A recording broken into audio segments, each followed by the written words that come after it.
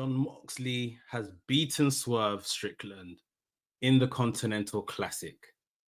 I don't think that's something that anybody saw coming, but that's what took place in the main event of AEW Dynamite. We're going to talk about it in just a second. What's up, people? It's your boy Mekz, the WrestleManiac, if you will, reporting for Revolution Radio Duty. As you can see, I'm on my own today. NK, the usual co-host, the guy that runs Revolution Radio, he is away right now, busy on some other assignments. So yeah, it's just going to be myself for today.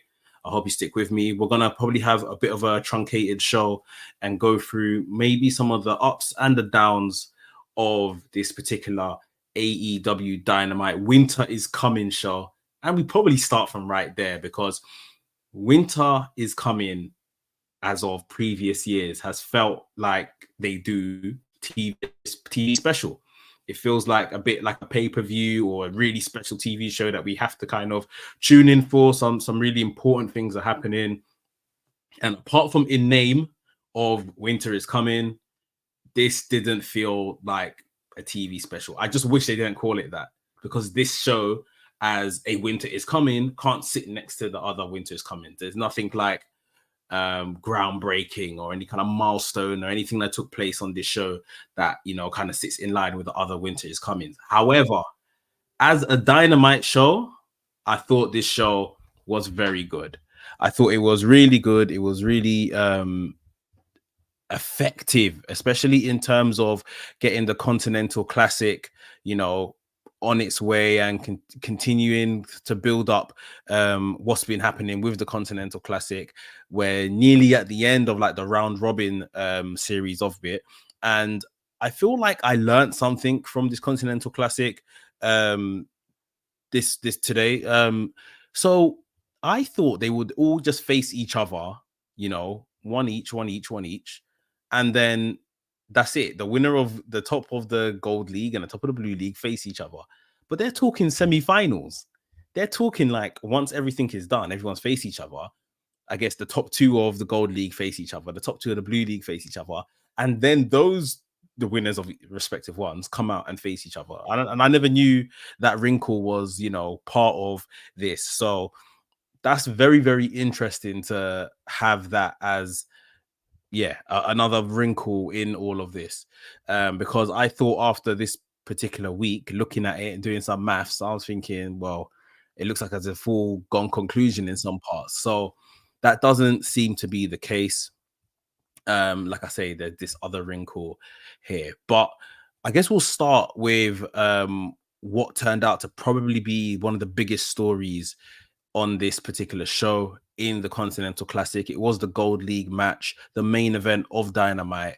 Swerve Strickland going up against Jon Moxley. Going into this match, both men 9 points, leading the way in the Gold League. And you saw a super competitive match. You saw Moxley obviously play the heel amongst the two. Swerve Strickland, although he is the heel, like, I don't know whether they're purposely trying to transition him into the babyface, but he is just so over right now. Just on every entrance, the Swerve's house chants happen now mid match. People are shouting, "Who's our Swerve's house? Who's our Swerve's house?" Like, it's really an incredible sight, and it's not surprising in the sense that Swerve has always been over, even before they really started pushing him, like the middle of this year. He's always just been that guy that people really like, but now it's like crazy kind of crowd swell, like to be the face against Moxley. Like, the crowd absolutely love Moxley as well. So yeah, this really had the crowd torn, and a really, really fantastic match that we got out of these two. To kind of get round to the finish and what happened in the finish, several strikes of Moxley by Swerve. Swerve went up for the stomp, hit the stomp, went to pin Moxley. And even at the last minute, I saw Moxley, like, literally the ref counted 2. Then Moxley's eyes kind of popped open, and then he watched the ref go for the 3 count. He kicked out. I was like, wow. Swerve went to hit him with the JML driver, his other finisher. And that's when Moxley really kind of, rolled him up off the back of that. Pulled the tights. Moxley did pull the tights, and I don't mind that, because it's like, it's becoming even so common in wrestling now. But I feel like even just it helps to put over Swerve. Like that's he had to go to like that next kind of extreme, if you like, to put Swerve away. And yeah, pull the tights. Now, I don't know if I'm reading too much into this or whatever the case is. Swerve's one of Swerve's shoulders was off the ground, and I believe it was Taz that picked this up on commentary as well.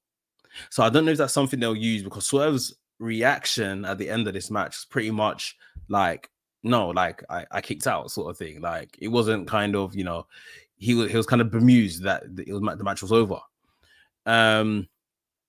Swerve's shoulder was off the ground. It was not the taped shoulder. The taped shoulder, which is obviously brings us back to ties of Hangman, was the one on the ground. So I don't know if this is like a bit of story that because he couldn't get that particular injured shoulder off the ground, Hangman is already kind of costing him, his progression in this tournament, in what he wants to achieve, etc., etc. Hangman did say that, I'm gonna stop you from achieving what you want to achieve and all that kind of stuff. And even just the fact that Hangman is like a bit of like a common denominator now, between Moxley and Swerve Strickland, or even Swerve is the denominator between Hangman and Moxley. Really, really interesting. But I can't lie, I was absolutely flabbergasted when Swerve didn't win, that Moxley won. And at the same time, it's like, yeah, it's Moxley. Like, of course he's gonna win. But you feel like they've just done such a crazy job in building up Swerve recently. Like it felt like everything was aligning that he was going to, get that win over Hangman. Now the win over Moxley, and he's gonna keep on racking up these big victories. Like I say, wasn't the case.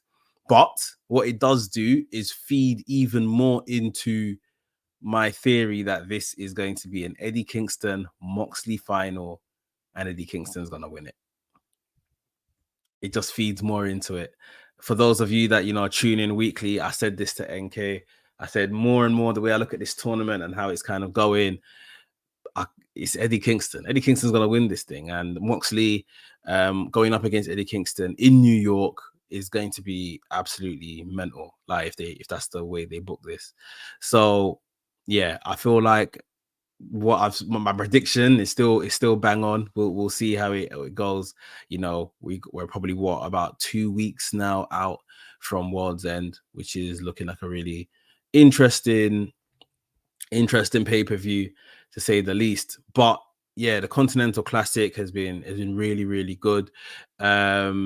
Eddie Kingston as well, just going back to Collision over the weekend, he got that big win over Claudio Castagnoli. 6 points on the board now for Eddie Kingston. I was like, yo, Eddie Kingston, he's coming, man. Like, it's crazy. So yeah, and elsewhere in the Continental Classic this week, we saw Jay White. He had a really, really good showing over Mark Briscoe, and Jay White is up to 9 points now. So now, like I said, with this new wrinkle that I discovered, I don't know how many people knew. If you knew about this whole semi-final thing for the Continental Classic, put it down in the chat. But I didn't know about it. So Jay White now with 9 points is drawing with Swerve, who also has 9 points. If it's a thing that it comes down to Swerve and Jay White on equal points, Swerve beat Jay White in their match, so Swerve would go through. But yeah, it's becoming really, really techie like that now, and people are beginning where like at that part of the season where you're looking at other results, you have to go out there and do your bit, but then you're looking at other results thinking like, can this guy do me a favor?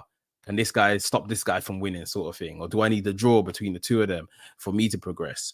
It's getting really interesting. Mark Briscoe is putting on like competitive matches, and again, I said that I didn't really want Mark Briscoe in this tournament at all, but he's putting on competitive matches, in my opinion. On the other hand, Jay Lethal is having a stinker. Like every single match, Jay Lethal is just, I don't know, but now you can see they're clearly playing into it. He's clearly kind of maybe going on a feeling like I'm not being myself. I'm not producing like I usually do. And, that was kind of underlined at the end of his match with Roosh. So Roosh got the victory. Jay Lethal, like, pretty much very distraught. Jeff Jarrett, Sanjay Dutt, Jeff Jarrett's wife, they came out to the entranceway and trying to console him. And he was just a bit frustrated, like, don't touch me sort of thing. Yeah. So they're telling something maybe with these Jay Lethal losses. Maybe this is him gonna kind of come around to his senses and see maybe amongst Jeff Jarrett and Sanjay Dutt and them, man, he's been wasting too much time. He's out of practice. He's been, dilly-dallying, messing around, whatever way you want to put it. And he's going to step out of that and maybe become a bit more of a serious competitor. Maybe something akin to, the Daniel Garcia story that we're seeing, where he's almost trying to now fight the urge to be this sports entertainer and return to his pro wrestling beginnings. So, yeah, really, really interesting stuff in the Continental Classic. Brody King, he lost over the weekend. He lost to Andrade, I think, on this show. It was over this show. He lost to Andrade. And I was just thinking, Andrade looks great, especially for someone that is allegedly leaving the company soon. Maybe this is them trying to, say we're going to do something, like trying to keep him. But Andrade looked great. But Brody King, someone that started with so much promise, he's really fallen away. And not everyone can win. It's one of them things. You see what I mean? But, I think a lot of us really do like Brody King. He's probably, the shining light, definitely amongst the men in House of Black. Malachi Black just hasn't really impressed me since he's arrived in this company. And Buddy Matthews hasn't had the opportunity to impress me. Julia Hart's done very well. You guys know, big fan of Julia Hart right now. But yeah, Brody King's the one that really kind of sets things alight, in my opinion, for House of Black. And like I say, tournament started well for him. He's falling away a bit now. But the points over there in that blue league is all kind of even. Like, most guys have 6 points. So yeah, it's going to be mental. It's going to be mental. We've got some good matches over this weekend as well, on Collision towards this as well. So yeah, we'll see how that goes. But Mox beating Swerve is a shock. It is a big, big shock. So we'll see. We'll see how this turns out. One more week of these matches. Swerve versus Roosh next week is going to be very, very interesting. Just in terms of stylistically, even away from the points and the table and everything, it's just going to be really, really interesting. Moxley versus Jay White next week, I believe, as well. Crazy. This is what we wanted. Just give us wrestling. Just give us wrestling. The sports entertainment stuff, you kind of putting it to one side, away from these guys anyway. There was sports entertainment stuff on this particular show, one segment in particular that we're going to talk about. We're going to get there. Let me just get through all the other positives that happened on the show, in my opinion, as well. Von Erich, the Von Erichs and the Von Erich kids, they were all on the show, really just setting up a match on Dynamite. Orange Cassidy's going to tag with the Von Erichs sons, the boys. So yeah, that's going to be a thing on Rampage this weekend. Tony Storm. So Riho's obviously back. We saw her return last week. She had a match with Ruby Soho. Tony Storm, timeless Tony Storm, of course, was on commentary. Tony Storm was fantastic. And Taz, both of them, they were so good. Like, really knowing your role, knowing who this character is. We said on this show a matter of weeks ago that, especially around the time when, just before she became champion, and they were just doing these silent vignettes during the ad breaks and stuff like that. I was like, are we really progressing anything here? But I'm really kind of falling in love with the character again, sort of thing. Like, from when she came out the gate with it initially. This was a great performance on commentary. Like, even just coming over there, sitting down, putting the headset on, saying that she looks fantastic with the headset on. And she turned to Tony Schiavone and she was like, do you want me to do play-by-play or do you want me to do color? So yeah, just really, really fun stuff. And yeah, her not realizing that's Ruby Soho in the ring, saying that Ruby Soho has green hair, that's not really her, that she's an imposter. Giving small compliments to Riho, who I think at this point it's probably clear to see Riho's going to be her next challenger. So probably Riho versus Toni Storm at World's End. Yeah, she's carrying this main women's AEW world title division on her back right now. There isn't anyone else. You can see as they brought Riho back to the dance, they're feeding people in slowly for her to face and stuff like that. But yeah, Toni Storm's doing some fantastic work right now. One other real shining positive I want to kind of bring to the table in regards to this show, Hangman Adam Page.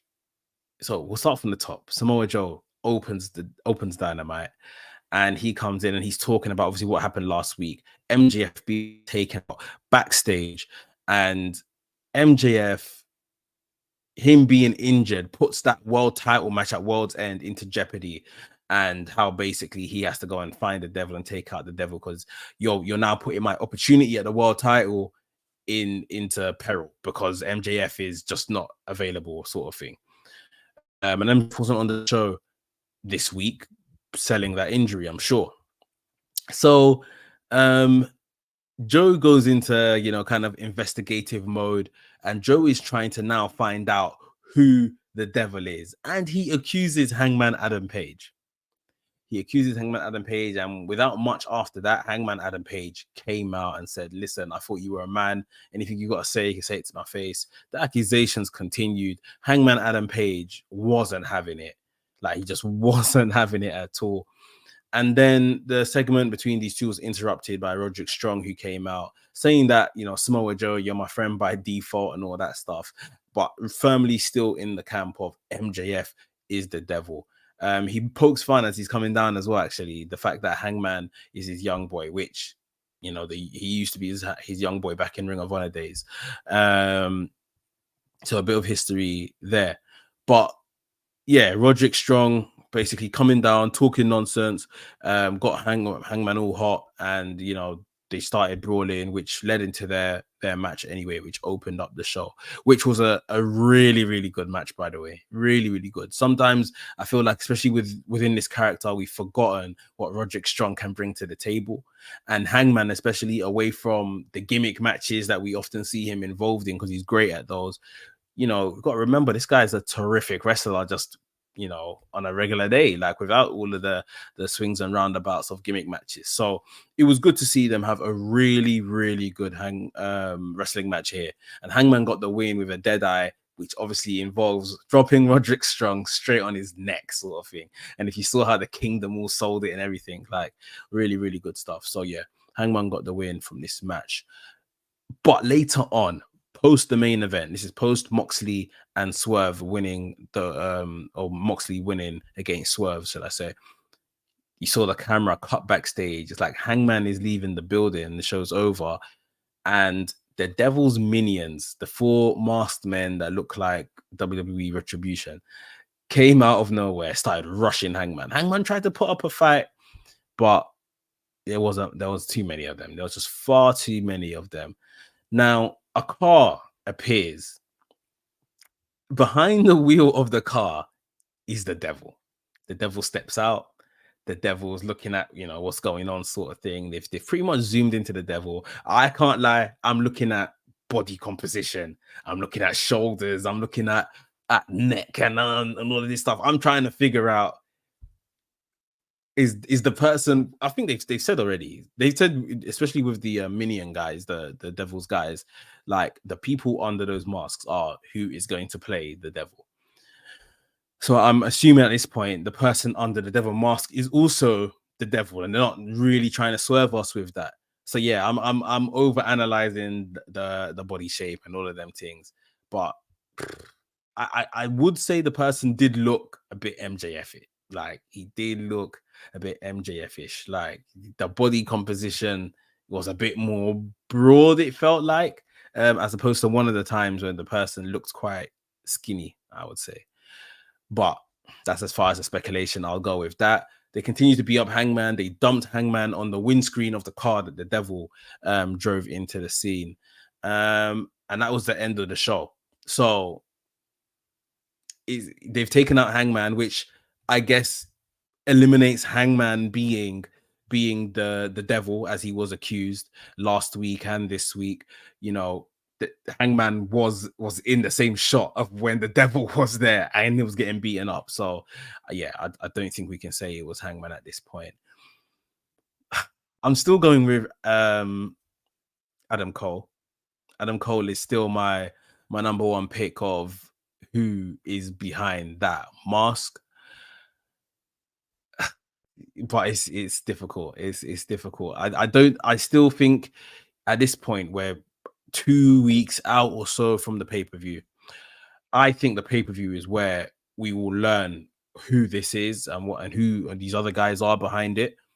As it's called World's End, I just feel the devil, World's End, it's all gonna kind of, align, and we're gonna find out. And I will still argue, if this is Adam Cole, there hasn't been enough deceit or heat in general for this to be Adam Cole. Like, I feel like Adam Cole has to be on TV doing some not questionable stuff, but maybe overly playing Mr. Nice Guy, or maybe indirectly setting up MJF in segments. And it's like, oh, what happened here, sort of thing, when really and truly Adam Cole's the one behind it. Because right now, if the devil unmasks, it's like Adam Cole, yeah, we thought it was sort of thing. We need to get to a point that, in my opinion, if that is Adam Cole, he's gonna pull off the mask and be like, oh, like everyone's gonna gasp, like, oh my god, it's Adam Cole. What a crap friend you are. You see what I mean? Like, right. And I just don't think we're there. I just don't think we're there at all, sort of thing. Like, it's just like right now, oh, it's probably Adam Cole. And when Adam Cole, reveals himself, everyone's gonna go, yeah, see, I told you. I think we need to get to a point where things are just a bit more. And if they are going to reveal this person at World's End, it doesn't leave us with a lot of time. At this point, I think it leaves us with maybe 2 more Dynamites next week and the week after. So I don't know anymore. I think it was a bit interesting when Hangman entered the chat last week, because it's like, Hangman makes sense somewhat. And then obviously by the end of this show this week, we found out, yeah, it probably can't be Hangman. It's very interesting. Like I keep saying, Adam Cole is my primary choice. My wild card choice is Tony Khan, and I'm sticking by that. I don't even know who else. Maybe a Britt Breaker, as like a proxy for Adam Cole, could be the devil. That's it. I don't think I can't imagine it being anyone else. I don't really want to buy into the Jungle Boy stuff. I think that will be underwhelming. And yeah, I just don't think it will be good. So yeah, I'm really sticking with my guns on Adam Cole here. But if it's Adam Cole, we need to get to a place of, you're moving a bit mad, like as a friend sort of thing. It's going to be mad anyway, but we need it to get to another echelon, I would say, before we really kind of accept, oh wow, Adam Cole, you did him dirty.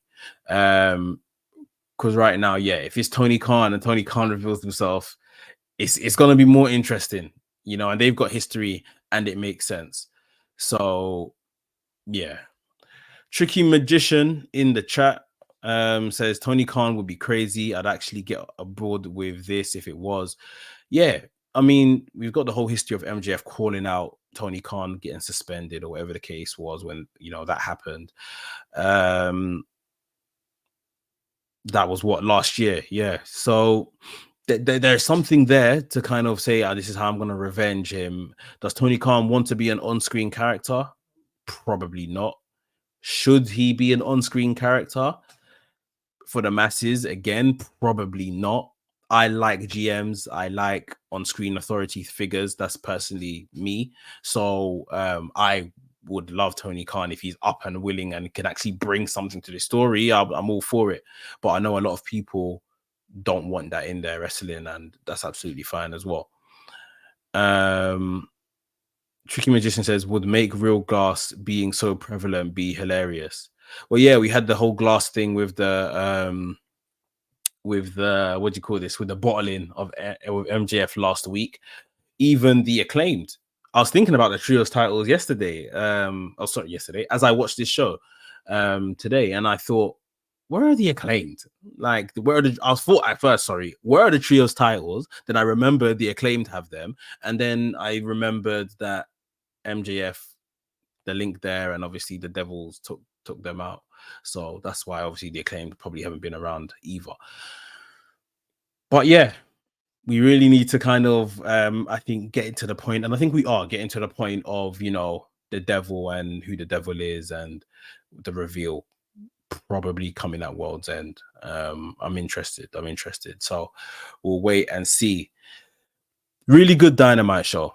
Really, really good. AEW is getting it right. The cynic in me, the pessimist in me is kind of thinking, well, where do we go post Continental Classic? Because clearly that is driving the show right now. So how good can we keep this show post Continental Classic? But right now I'm just trying to enjoy it for what it is. Really good. So that's my positives of AEW Dynamite. But I cannot not mention this Golden Jets segment from AEW Dynamite last night. Before I get there, Jay Adu says, hope AEW gets back on track. Seems like it's been getting back recently. Yeah, I definitely agree, bro. And I think it's heavy on the Continental Classic. And that's why I say post-Continental Classic. Obviously, the Continental Classic is within the tournament, is setting up little storylines and things like that they can move forward with. But post-Continental Classic, what's this show going to look like? It's being carried right now by it. What's it going to look like once it's done? Yeah. And just on cue like that, my co-host NK said that Golden Jet segment stank. Yeah, we're in agreement. Guys, hit the like button, hit the subscribe button as well if you're new here to Rest Things. Let's get into this segment. Like, you know, the funniest part about this to me personally, those of you that, you know, you tune into the Rest Things podcast tomorrow, and just a word on that, I believe the audio might be out already. If not, it'll be out tomorrow morning. The video might be out a little later, but the video is coming as well. On the podcast, we had obviously seen over the weekend on Collision, Kenny Omega versus Ethan Page, and I was singing the praises of Kenny Omega, like, does absolutely nothing in terms of story and stuff like that. Not really involved in much. I mean, other than this Golden Jet stuff, but as a single star, I'm almost looking at him, you know, separately as a single star, not really involved in much, but you roll him out for Ethan Page on Collision, puts on an incredible match. The crowd are on their feet. He's just such an attraction. He's so brilliant. And I was saying how much of a star he is off the back of that strong performance on Collision, and big up Ethan Page as well. And then you involve one of the best wrestlers on the planet in this segment. Kenny Omega comes out, big pop. Everyone's happy to see Kenny Omega. Obviously, who isn't?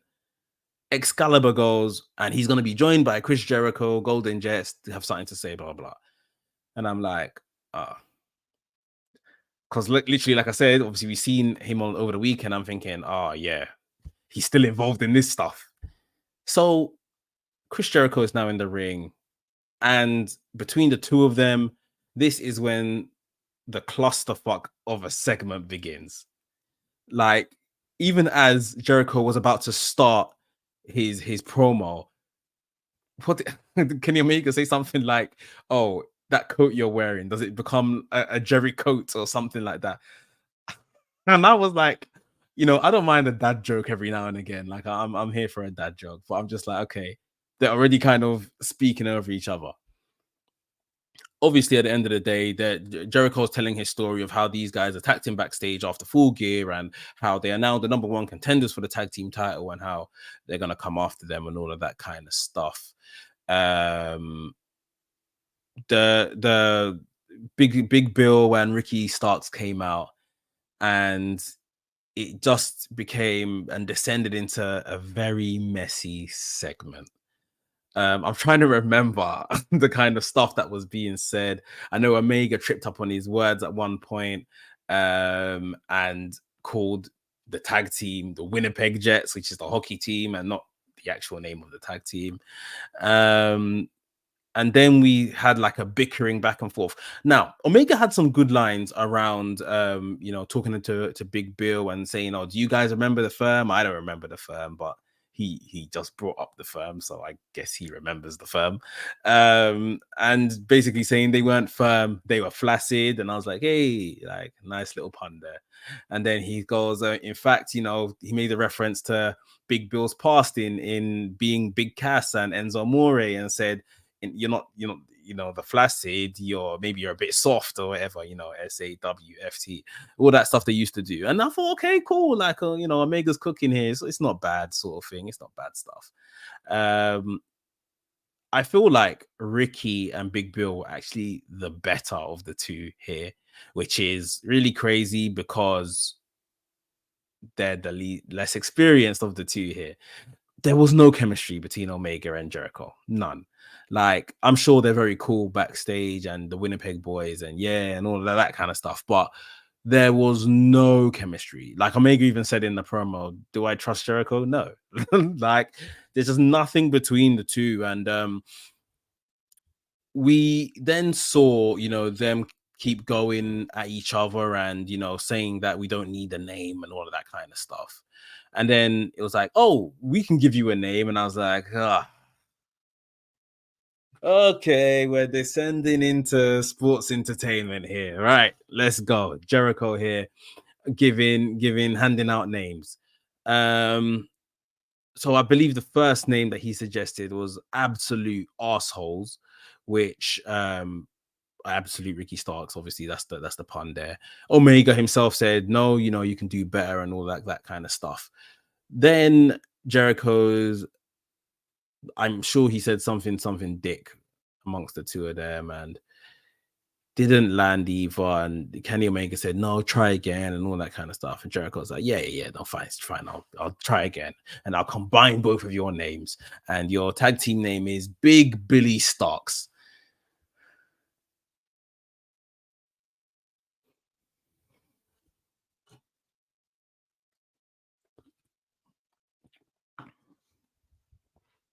Silence, people. Dead silent. And Ricky Starks said it. Well, that fell flat. Kenny Omega said what he had to say as well, just saying like, yeah, that's not it, sort of thing. I was cringing at this point. I was begging for the segment to end.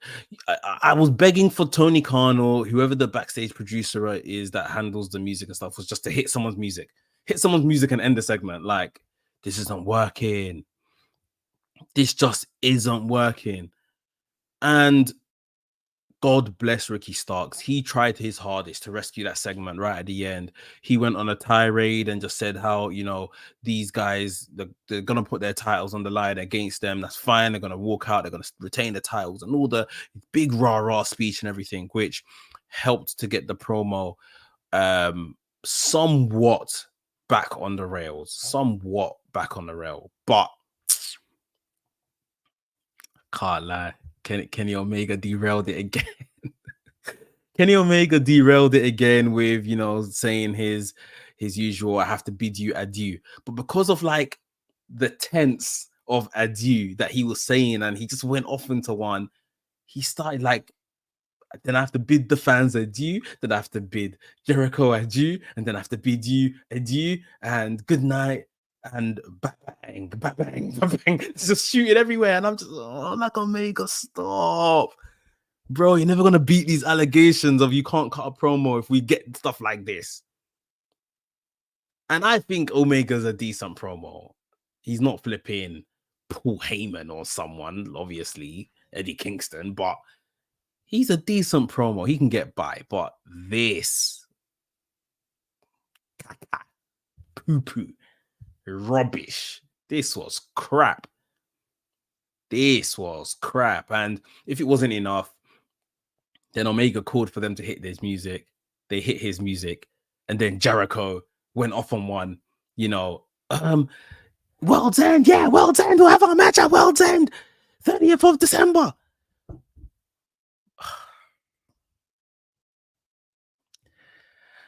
This was awful. This was so bad. Yeah, man. This, and you guys that are watching live, appreciate you guys watching live.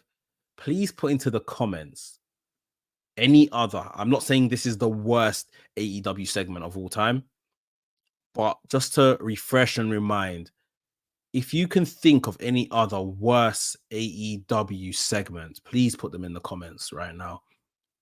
Because I think maybe for the level of talent that was involved in this, experience and everything, this may be the worst.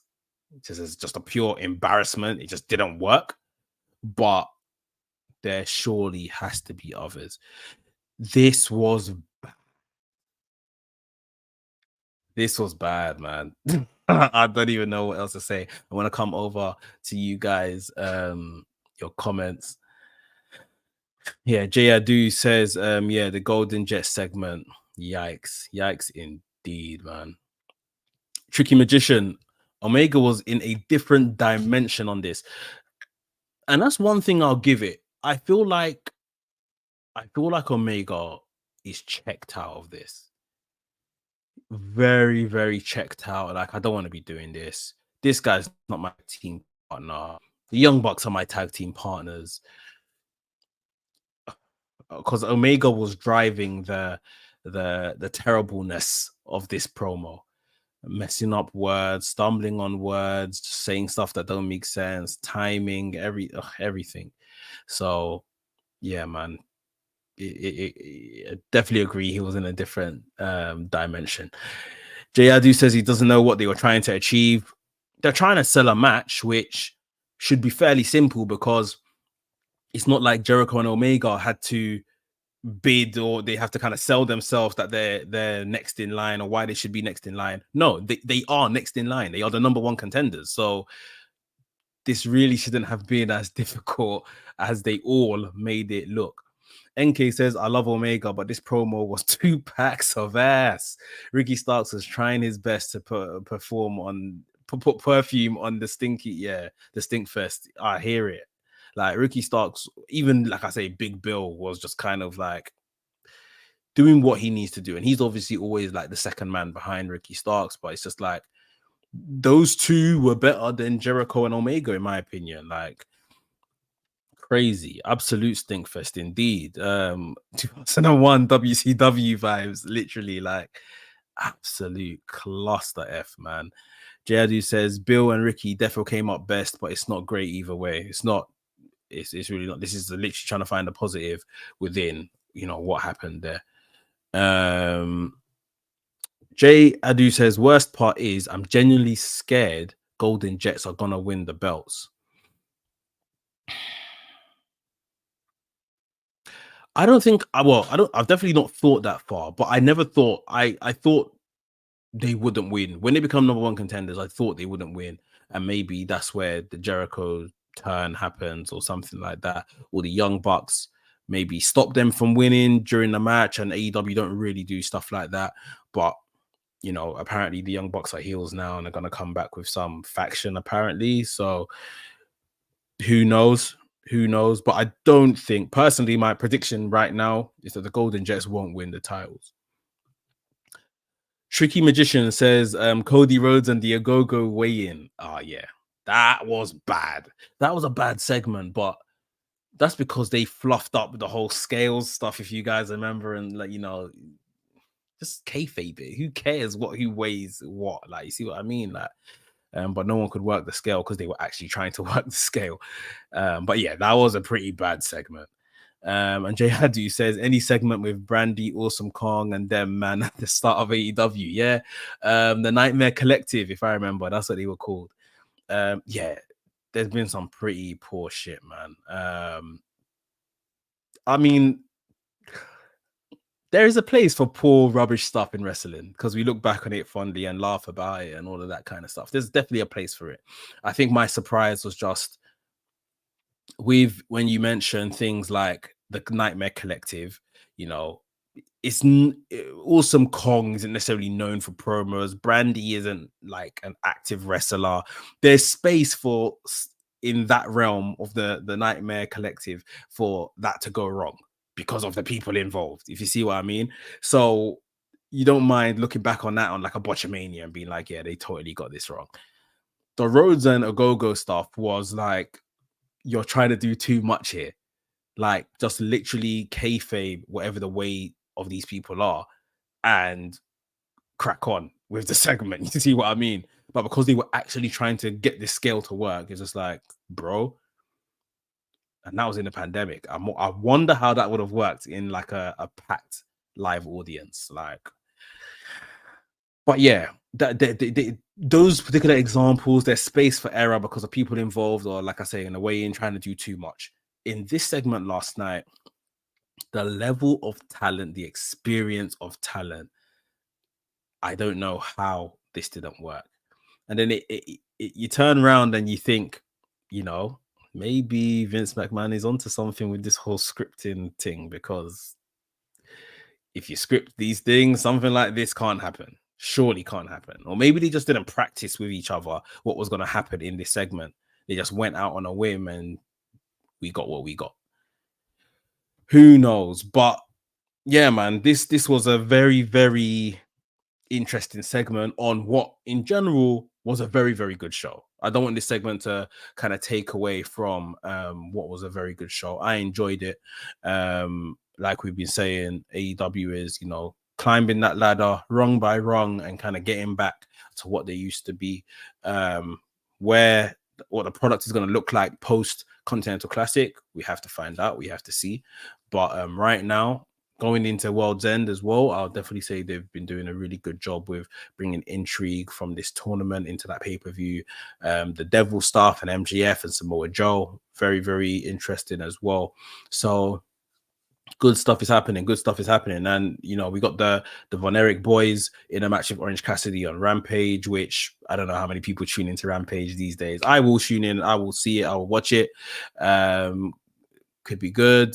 And we've got, of course, the some more Continental Classic matches over the weekend. I think we got Daniel Bryan, Brody King this weekend, which Bryan Danielson, Brody King, which should be really, really fun as well.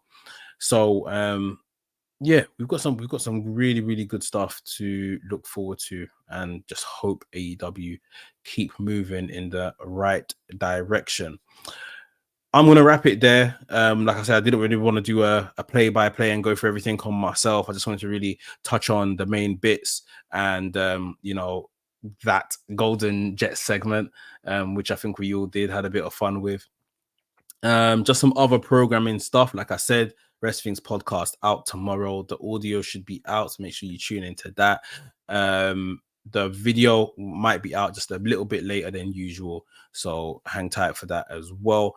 There will be a Ring of Honor Final Battle watch along live stream happening tomorrow on the channel, so stay tuned for that as well. Hit your notification bells and everything so you can tune in and catch everyone's reaction for the Ring of Honor show. That'll be really cool. And then we'll be back, of course, next week.